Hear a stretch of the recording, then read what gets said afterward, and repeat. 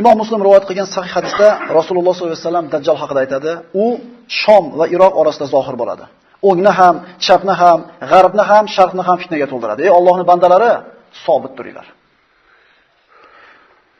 Dajjalga iymon keltirib, unga qattiq ergashganlar yahudlar bo'ladi.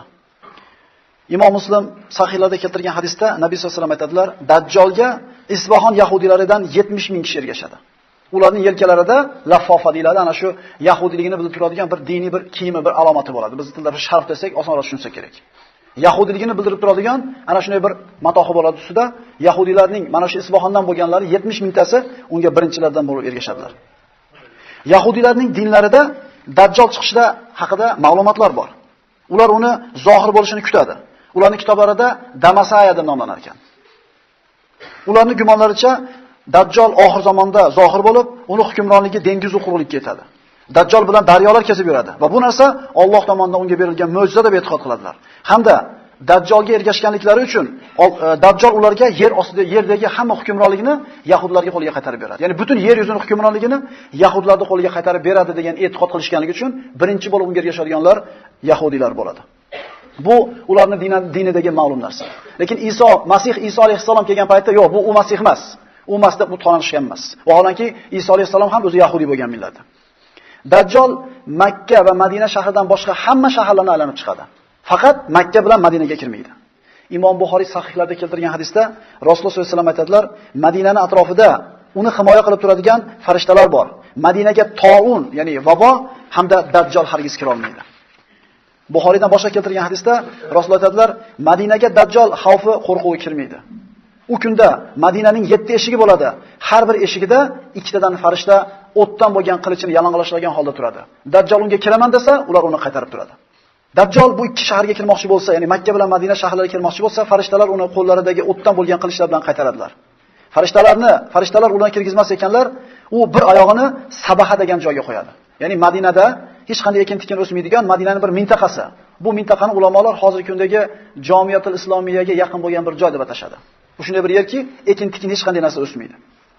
Dajjal kira olmasdan ana shu mintaqaga bitta oyog'ini qo'ygan paytda yer titraydi. 3 marta qattiq titraydi. Shunda Nabiy sollallohu alayhi vasallam aytadilar, Madinada 3 marta yer titraydi. Shunda Madinadagi har bitta kofir yoki har bitta munofiq Madinani tashlab chiqib Dajjalga erishadi. Ya'ni payg'ambarimiz boshqa hadislarda aytadilar, Madina o'zining ichidagi najosatlarni surib chiqaradi. Mana shu Dajjalning kelishligi bilan Madinada agar kofirlar bo'lsa yoki munofiqlar bo'ladigan bo'lsa, Dajjalga chiqib ergashib ketadi. Dajjaldan qanday saqlanish mumkin? Nabiy sollallohu alayhi vasallam aytadilar, Abu Dovud keltirgan hadislarda, sizlardan birortangiz Dajjal chiqqanini eshitsa, undan qochsin. Uning ro'barasida turmanglar. Bir kishi uning oldiga o'zini mo'minman deb boradi-yu, lekin uni fitnaga solib qo'yganligidan, uni shubhaga solib qo'yganligidan Dajjal kofir bo'lib unga ergashib ketib qoladi. Ya'ni mo'minman deb boradi, fitnaning kattaligidan, imtihonda og'irligidan, shubhani kattaligidan kofir bo'lganligini sezmay qoladi. Nabiy sollallohu alayhi vasallam Imom Muslim keltirgan hadislarda aytadilar, odamlar Dajjaldan qochib tog'larga chiqib ketadilar.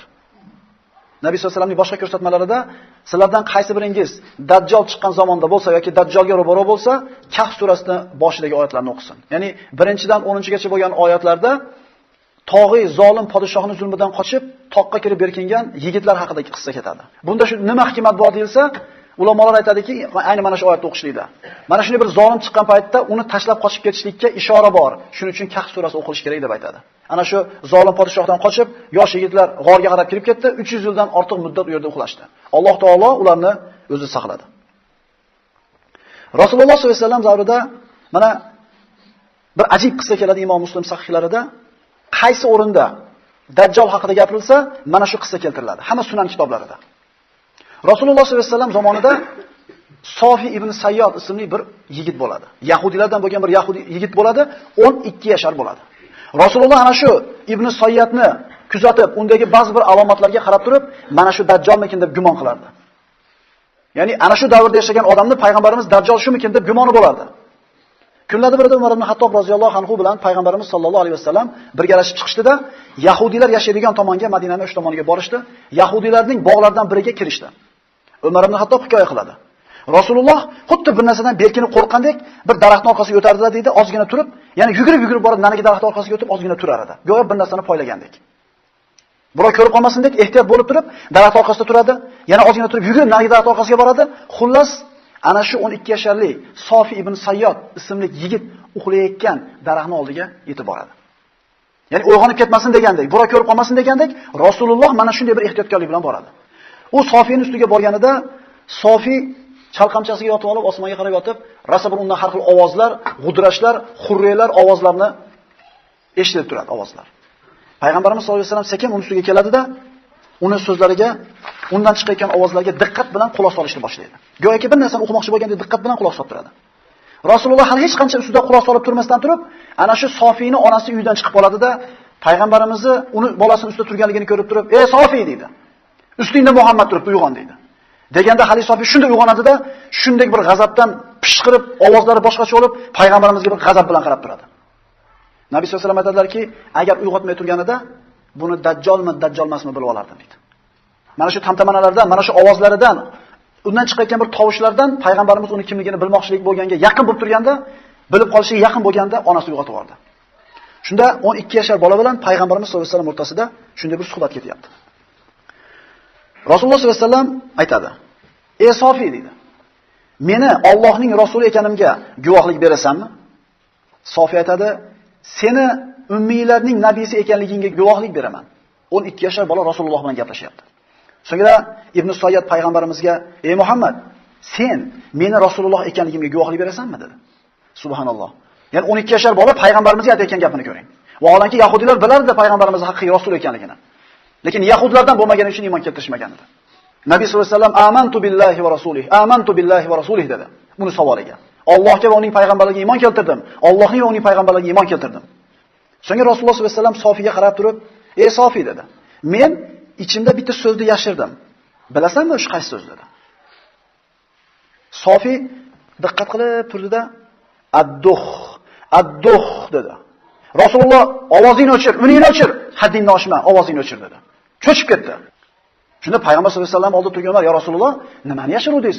Nimaga bunaqa bir qattiq keskin javob berdingiz?" deganida, "Men unga" deydi, "duxon, tutun degan so'zni yashiruvdim" deydi. U mana shu duxon degan so'zni yarmini tushungan edi. Payg'ambarimizning tilida turgan so'zni yarmini shunday topgan edi. Shunda payg'ambarimiz hali duxon deb aytmasdan turib, "ad-duh" deyishligiga shart to'xtab turib, "Uningni o'chir, haddingni oshma" dedi. Shunda Umar: "Ya Rasululloh, ruxsat bering, choftashay kallasini buni" dedi. Rasululloh Umarga qarab: "Ey Umar" dedi, "uni tinch qo'y" dedi. "Agar u haqiqatan dajjol bo'lsa, sen hech narsa qila olmaysan uni. Agar dajjol bo'lmasa, uni o'ldirganlikdan senga hech qanday manfaat yo'q" dedi. Rasululloh sollallohu alayhi vasallam bilan Sofi ibn Sayyod o'rtasida bo'lgan mana shu voqea butun musulmon o'rtasida tarqab ketdi. Hamma Sofi ibn Sayyoddan ehtiyot bo'ladigan bo'ldi. Nabiy sollallohu alayhi vasallam oldida Umar ibn Xattob Allohga qasam, Sofi ibn Sayyod dajjoldir desa, Rasululloh eshitardilar-da, indamasdilar. Ya'ni bir ajib qissaki, Rasululloh davrida bor deyilyapti bu kishi. Sofi ibn Sayyod mana shunday bir payg'ambarimiz bilan bo'lgan shu ishidan keyin mana aytdik, odamlar undan ehtiyot bo'ladigan bo'lishdi. Sofi keyinchalik Rasululloh sollallohu alayhi vasallam vafot etganlardan keyin yosh katta edi, boy bo'ldi, ser farzand bo'ldi. Nabiy sollallohu alayhi vasallam dajjolni sifatlaganida aytardilar, uni zurriyoti bo'lmaydi. Ya'ni orqasidan qoladigan farzandi bo'lmaydi degan edi.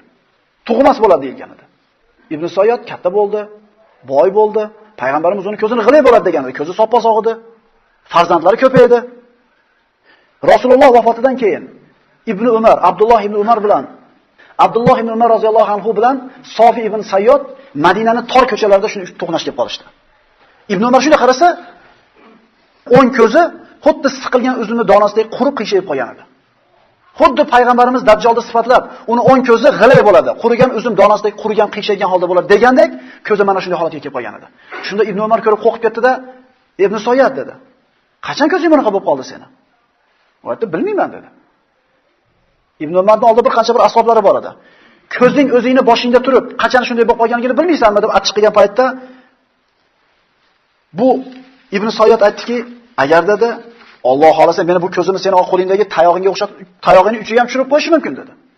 "Qo'lingdagi hassani uchiga meni ko'zimni tushirish mumkin" deganida Ibn Umar shunday g'azabi chiqdi-da, g'azablangan holda tayoq bilan o'z opasi Hafsa binti Umarga kelib aytadi. Ya'ni Hafsa onamiz payg'ambarimiz ayoli, Abdulloh ibn Umarning opasi. Shunda Hafsa onamiz aytadiki, "Sofi bilan nima ishing bor?" deydi.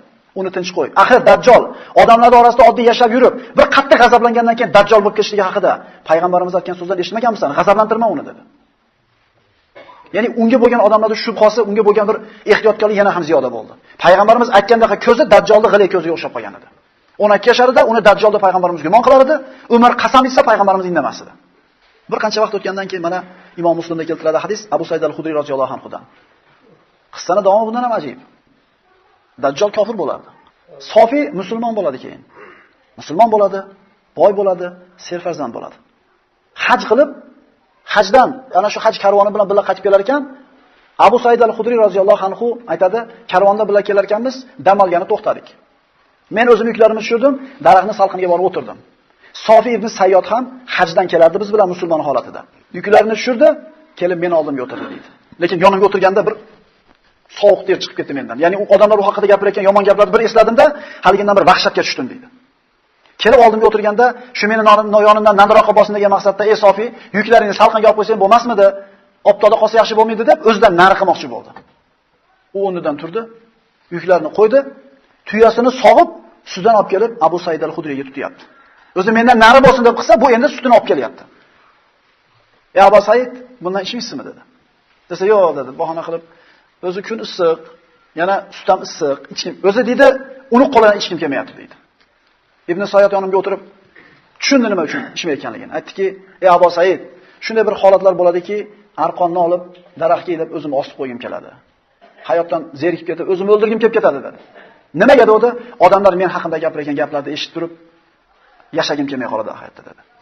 Agar kimdir g'ofil bo'lsa ham, sizlar ansorlar payg'ambarimizning so'zlarini eshitgansizlar u. Dajjolni zurriyoti bo'lmaydi degan. Zurriyoti Madinada qoldi. Dajjolni kofir bo'ladi degan. Men musulmonman. Dajjol Makka bilan Madinaga kira olmaydi degan. Mana Makkada borib hajni qilib Madinaga qaytib kelyapman. Nimaga endi meni Dajjol deyshadi odamlar dedi. Shunda Abu Said al-Xudri haqiqatdan nimaga unaqa? Payg'ambarimiz bu aytgan alomatlari bittasi ham to'g'ri kelmayapti-yu, dedimda bir noqulay ahvolga tushdim.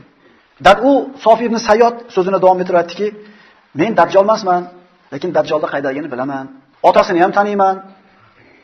Deganida Abu Said qo'rqib ketdi-da, "Nari bo'lmaydi, nari bo'l" dedi. "Kuning qurisin" dedi. "Nari bo'l mendan" dedi.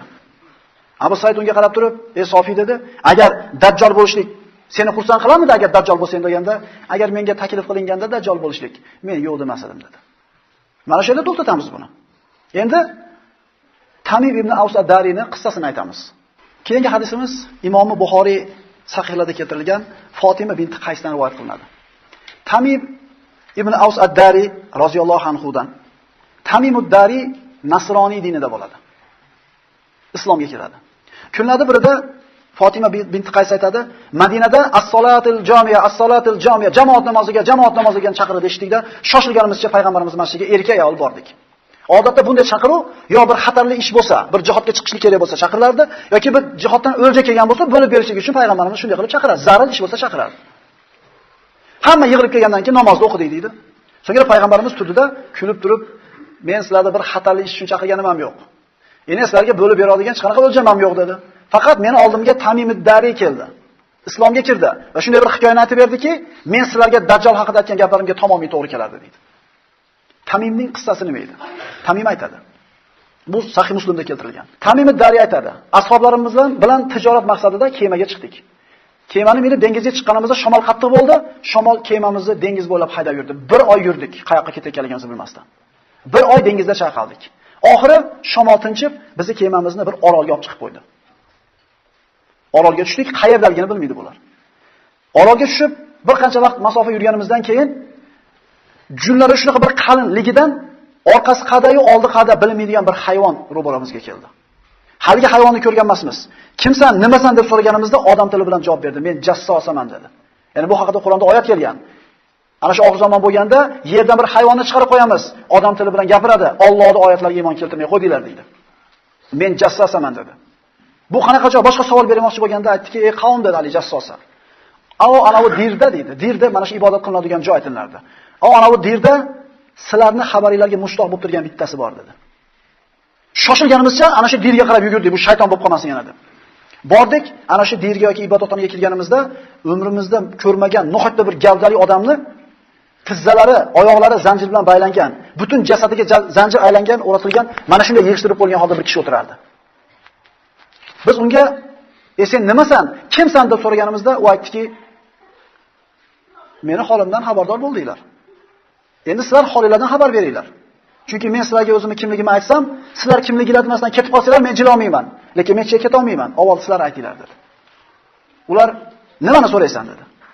Ular aytdi, Bisan haqida xabar beringlar dedi. Bisan Falastindagi bir shahar.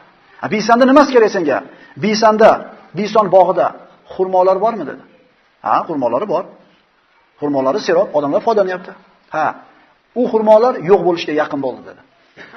So'ngra Tabariya suvi haqida gapiringlar dedi. Tabariya uzundagi bir ko'l. Tabariyada suv bormi dedi. Ular ha bor dedi. Suvi serob, odamlar ichyapti dedi. Suvi yo'q bo'lishiga yaqin qoldi dedi. Menga Zag'ar bulog'i haqida gapiringlar dedi. Zag'ar ham mana Falastindagi bir shahar. Zag'ar bulog'i haqida gapiringlar dedi.